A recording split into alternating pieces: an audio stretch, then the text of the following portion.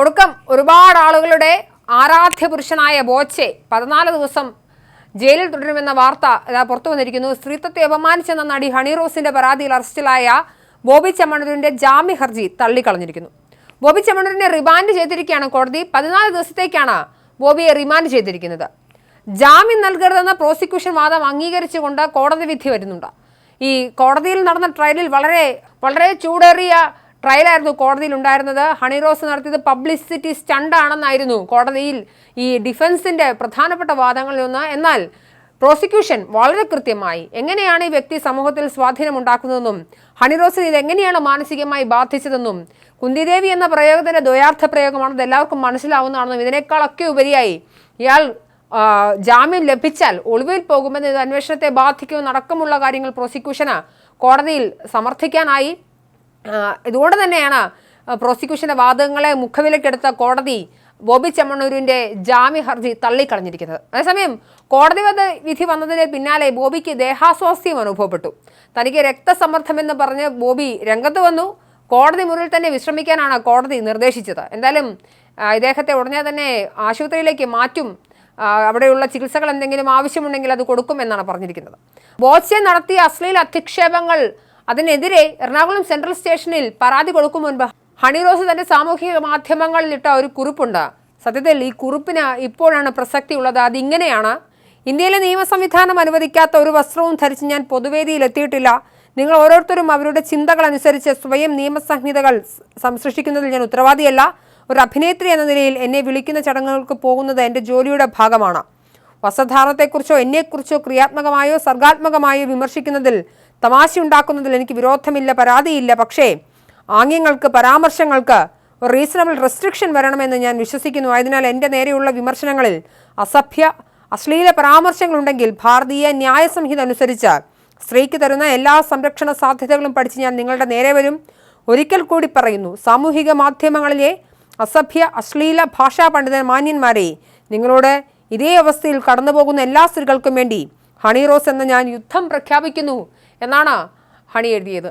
അക്ഷരാർത്ഥത്തിൽ ഹണി യുദ്ധം ചെയ്തിരിക്കുകയാണ്. യുദ്ധത്തിൻ്റെ ആദ്യഘട്ടത്തിൽ ഹണി വിജയിച്ചു കയറിയിരിക്കുന്നു. കോടതി ജാമ്യം നിഷേധിച്ചിരിക്കുന്നു. 14 ദിവസത്തേക്ക് ബോബി ചെമ്മണ്ണൂരിനെ റിമാൻഡ് ചെയ്യാൻ കോടതി ഉത്തരവ് വരുമ്പോൾ സത്യത്തിൽ ഈ നാട്ടിൽ സ്ത്രീ സുരക്ഷയിൽ അതിവേഗം നടപടികളിലേക്ക് പോകാനുള്ള സാധിക്കുമെന്ന് തെളിയിക്കുകയാണ്. പോലീസും സർക്കാരും കോടതിയും ഒക്കെ ഇതിന് സ്ത്രീകൾക്ക് സംരക്ഷണമായി ഉണ്ടാകും എന്നുള്ളൊരു പ്രതീക്ഷ അത് ഏറ്റവും ഒടുക്കം നമുക്ക് ലഭിക്കുകയാണ്. പ്രഗത്ഭനായ അഡ്വക്കേറ്റ് രാമൻപിള്ള തനിക്ക് വേണ്ടി ഹാജരായതോടെ ജാമ്യം കിട്ടുന്ന പ്രതീക്ഷയിലായിരുന്നു ബോബി ചെമ്മണ്ണൂർ. ജാമ്യം നിഷേധിക്കപ്പെട്ടതോടെ ബോബി ആകെ തളർന്നു. Ernakulam judicial first class magistrate കോടതിയാണ് വിവാദ വ്യവസായിയുടെ ജാമ്യാപേക്ഷ തള്ളിക്കളഞ്ഞത്. ജഡ്ജി ഉത്തരവ് വായിച്ചു കഴിഞ്ഞതോടെ ബോബി ചെമ്മണ്ണൂർ ബെഞ്ചിലേക്ക് ഇരിക്കുകയും തുടർന്ന് കുഴഞ്ഞു വീഴുകയുമായിരുന്നു. ഇദ്ദേഹത്തെ വൈദ്യപരിശോധനയ്ക്ക് ശേഷം ഇനി കാക്കനാട് ജില്ലാ ജയിലിലേക്കാണ് മാറ്റുന്നത്.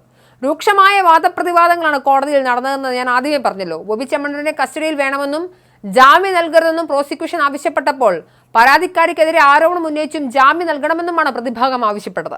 പരാതിക്കാരിക്ക് വേണ്ടത് പബ്ലിസിറ്റിയാണെന്ന് ബോബി ചെമ്മണ്ണൂരിന് വേണ്ടി ഹാജരായ അഡ്വക്കേറ്റ് രാമൻപിള്ള വാദിച്ചു. ബോബി ദ്വയാർത്ഥ പ്രയോഗം നടത്തിയെന്നും ഇതിനുശേഷം തുടർച്ചയായി അധിക്ഷേപിക്കാൻ ശ്രമിച്ചെന്നും പ്രോസിക്യൂഷൻ വാദിച്ചു. ഇവിടെ ശ്രദ്ധിക്കേണ്ട ഒരു കാര്യമുണ്ട്. ബോബി ചെമ്മണ്ണൂർ ആദ്യം ഇത് അധിക്ഷേപിച്ചപ്പോൾ പിന്നീട് പുറകെ നടന്ന് തനിക്കെതിരെ അധിക്ഷേപം ചൊരിഞ്ഞെന്നും ഇതിനി ആവർത്തിക്കരുതെന്ന് ബോബി ചെമ്മണ്ണൂരിനോട് തൻ്റെ മാനേജേഴ്സ് മുഖേന ഹണി റോസ് പറഞ്ഞെങ്കിലും അതൊന്നും മുഖവിലക്കെടുക്കാതെ തോന്നിയ പോലെ വായിൽ വരുന്നതൊക്കെ വിളിച്ചു പറഞ്ഞ് അറുമാദിച്ച് നടക്കുകയായിരുന്നു ബോബി ചെമ്മണ്ണൂർ. ആയിരക്കണക്കിന് ആളുകളുടെ മുന്നിൽ വെച്ച് അപമാനിക്കുകയാണ് ചെയ്യുന്നത്.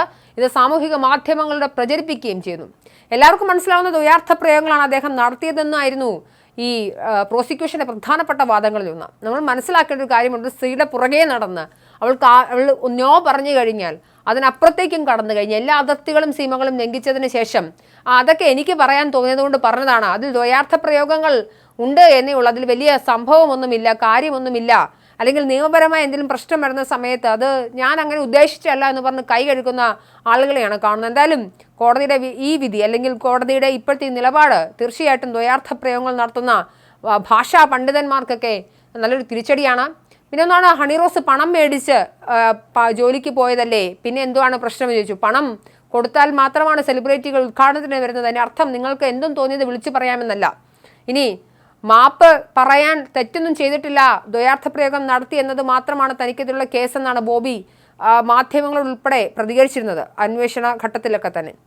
എന്തായാലും ബോബി ചെമ്മണ്ണൂർ അടക്കമുള്ള അല്ലെങ്കിൽ ബോച്ചയുടെ ഫാൻസുകാരൊക്കെ മനസ്സിലാക്കേണ്ട ഒരു കാര്യം, നിങ്ങൾക്ക് വായിൽ വരുന്നത് വിളിച്ചു പറയാൻ അത് കേട്ടോണ്ടിരിക്കാൻ ഉള്ളതല്ല സ്ത്രീകൾ എന്നുള്ളതാണ്.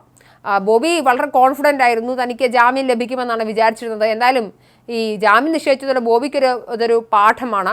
എന്തായാലും കുന്തിദേവി പരാമർശം ദ്വയാർത്ഥ പ്രയോഗമാണെന്നും ലൈംഗിക ചുവയുള്ള പരാമർശമാണെന്നും കോടതിയിൽ പ്രോസിക്യൂഷന്റെ വാദം കോടതി മുഖവിലക്കെടുത്തു.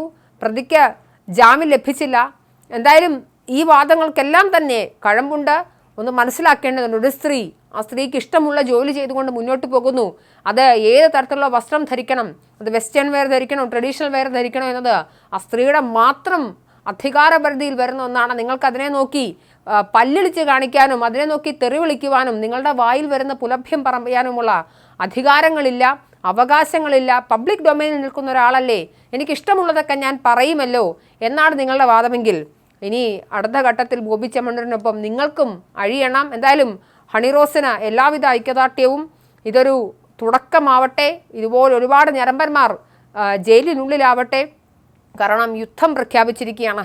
എന്തായാലും ഹണിറോസിൻ്റെ യുദ്ധത്തിന് എല്ലാവിധ പിന്തുണയും.